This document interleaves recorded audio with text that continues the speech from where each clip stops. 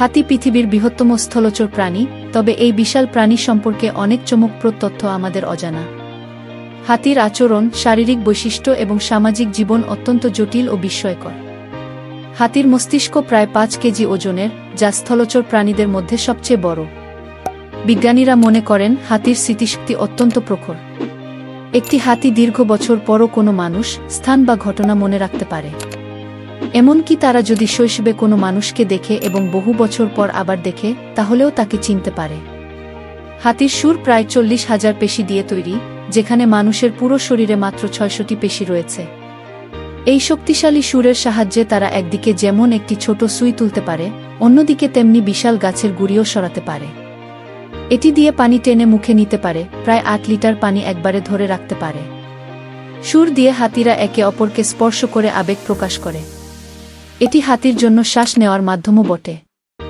হাতির বিশাল কান শুধুমাত্র শোনার জন্যই নয়, এটি তাদের শরীর ঠান্ডা রাখতেও সাহায্য করে।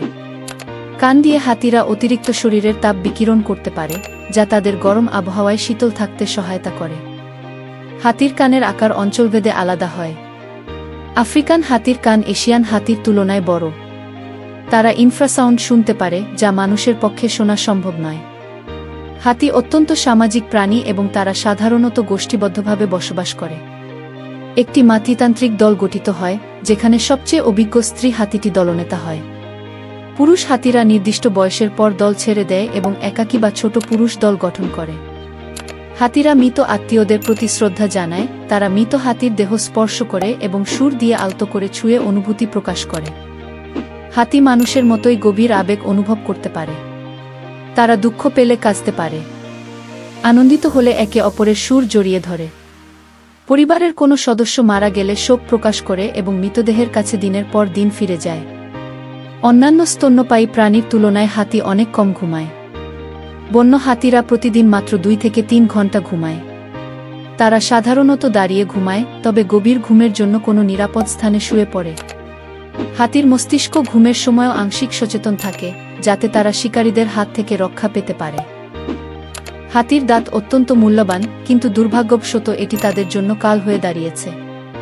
শিকারীরা হাতির দাঁতের জন্য তাদের হত্যা করে, যা তাদের অস্তিত্বকে হুমকির মুখে ফেলেছে। 90% আফ্রিকান হাতি শিকারীদের কারণে হারিয়ে গেছে গত কয়েক শতকে। এশিয়ান হাতির ক্ষেত্রে শুধুমাত্র পুরুষদের লম্বা দাঁত থাকে, তবে আফ্রিকান হাতির ক্ষেত্রে উভয় লিঙ্গেরই দাঁত থাকে। হাতি নিরামিষভোজী প্রাণী এবং প্রতিদিন 150 থেকে 200 কেজি খাবার খায়। তাদের খাদ্যতালিকায় রয়েছে গাছের পাতা, ফলমূল, শেকড় ও গাছের ছাল, জলজ উদ্ভিদ। এত পরিমাণ খাবার খাওয়ার ফলে তারা দিনের প্রায় 16 থেকে 18 ঘন্টা খাবার সংগ্রহ করতে ব্যস্ত থাকে। হাতির সুর এতটাই সংবেদনশীল যে এটি মাটির নিচে থাকা পানির অস্তিত্ব টের পায়। তারা সুর দিয়ে মাটি পরীক্ষা করে এবং প্রাকৃতিক উৎস থেকে পানি বের করে আনে।